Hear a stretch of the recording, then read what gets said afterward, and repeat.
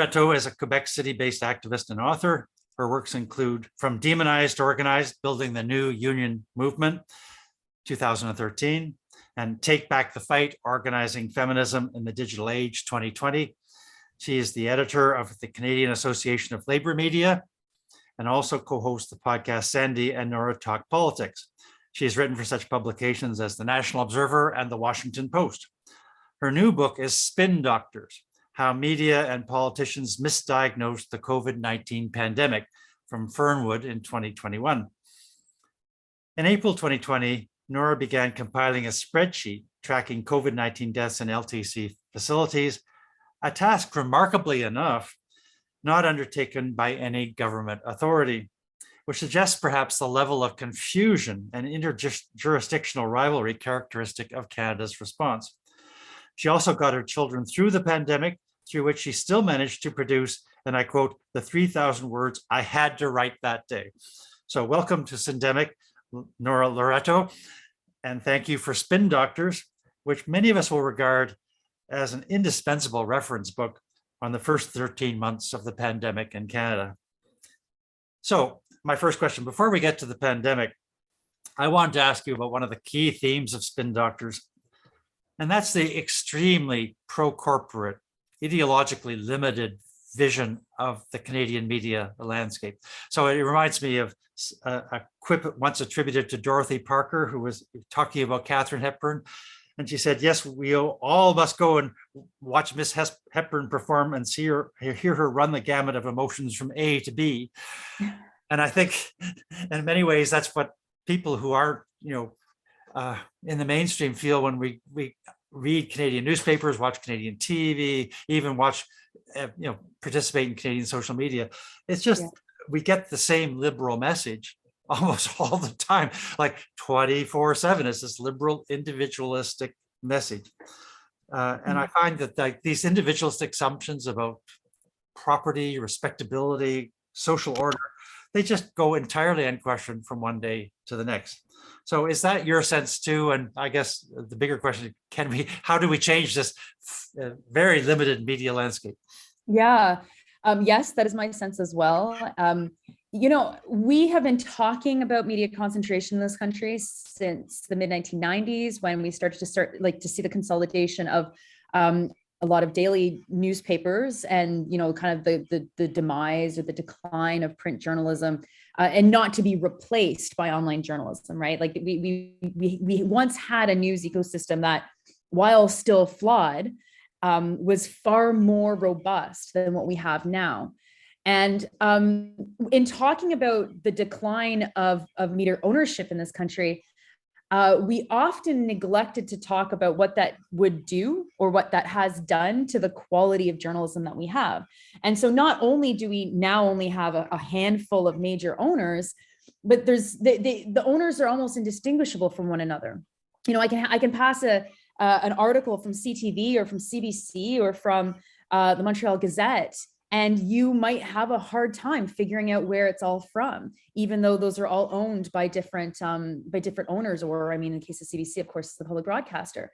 And so not only do we have fewer people actually calling the shots in Canadian media, there's been this incredible convergence of ideology and solidification of ideology within Canadian media. And the only thing that is a little outside of the norm is the far right kind of things that we can get in the Toronto Sun or the Ottawa Sun or some of those other, Post Media, and certainly their columns.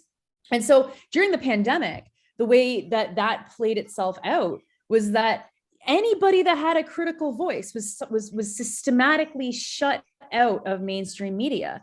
And so it meant that average people trying to figure out what the heck was going on, trying to figure out, what the daily statistics meant, or what they should be doing to keep themselves safe or whatever. They only got one message, and it did not matter if they were watching Global or if they were listening to the local radio station or whatever. It was all the same message. And as someone who is outside of that establishment, I worked like, my primary goal was to try and break through that and to try and get some kind of message that was a little bit different. And of course I failed, because you can't break through that. Like the media owners are too powerful. And, over the course of my work, I think I maybe I did fewer than 20 interviews in the 2 years that I was doing that research.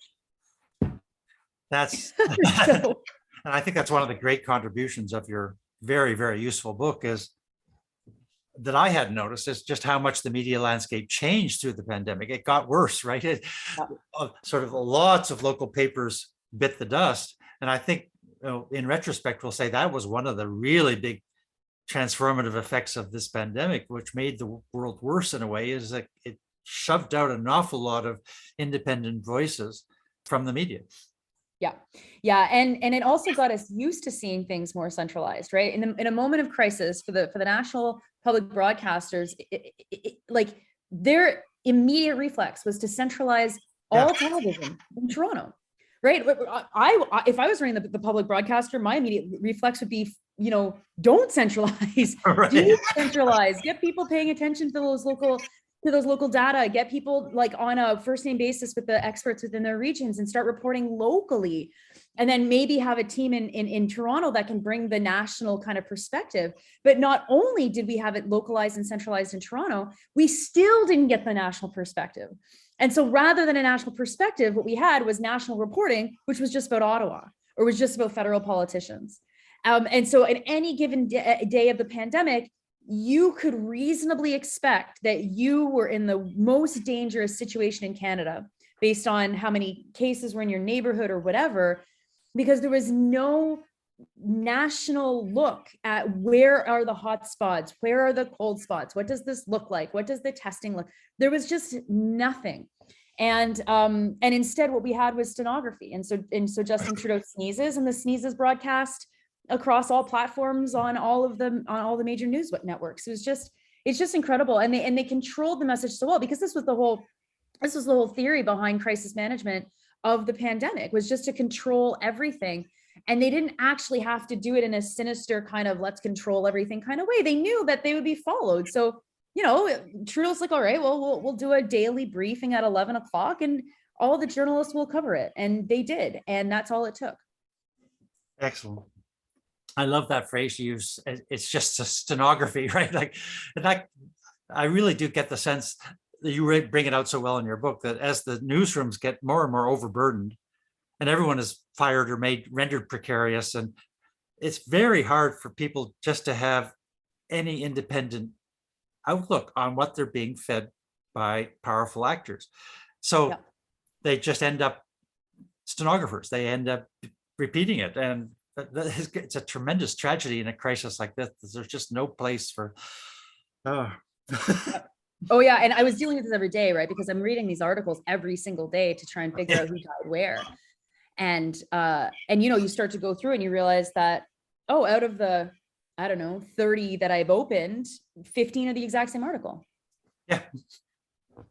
Well, going to my second question, I thought one of the strongest chapters of your book was the one entitled "The Lie of Personal Responsibility."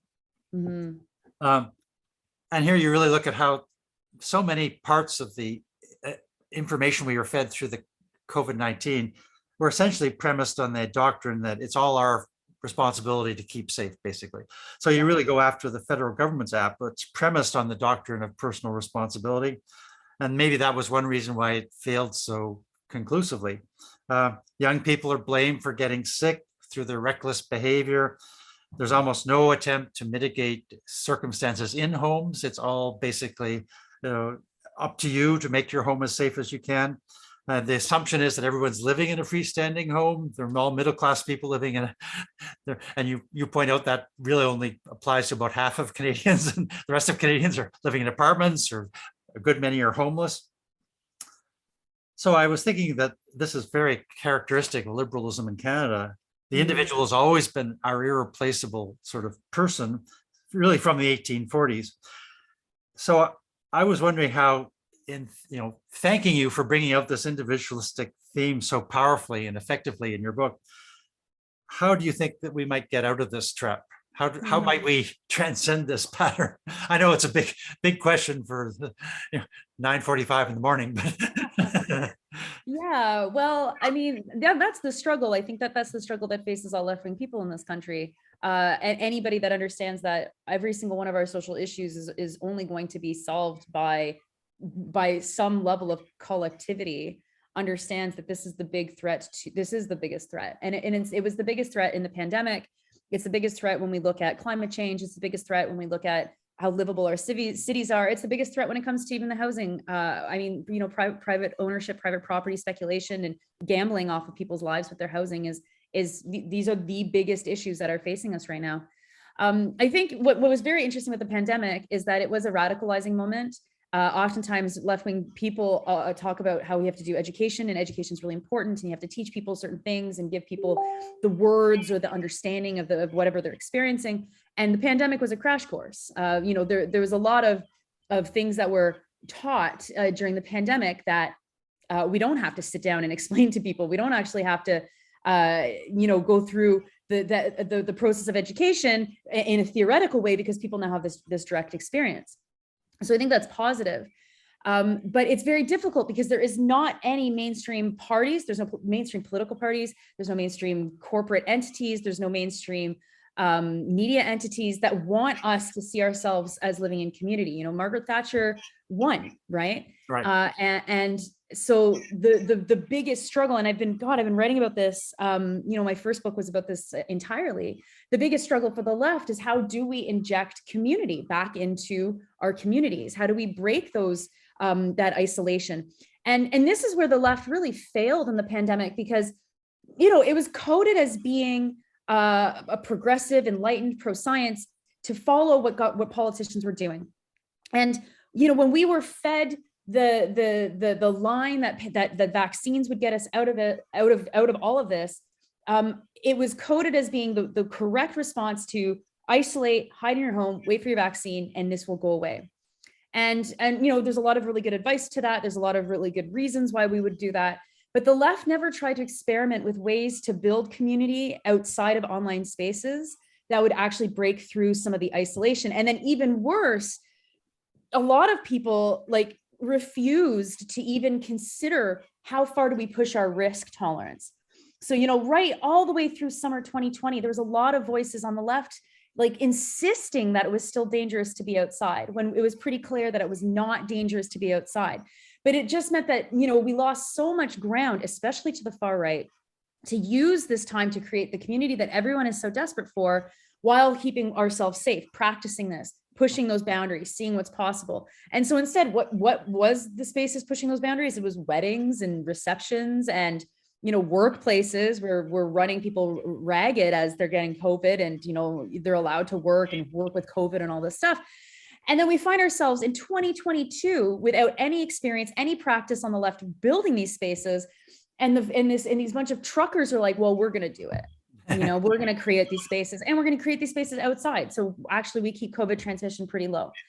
You know, it was a real missed opportunity. And so how do we rebuild this? Well, we have to be bold. We have to stop being afraid. We have to find ways to keep each other safe, and ways for a diversity of involvement. That doesn't necessarily mean that everyone needs to always be doing all of the things together, but we have to be building spaces where we can come together, because it is not enough to take care of ourselves in our isolation, because isolation is not society. We cannot survive in isolation.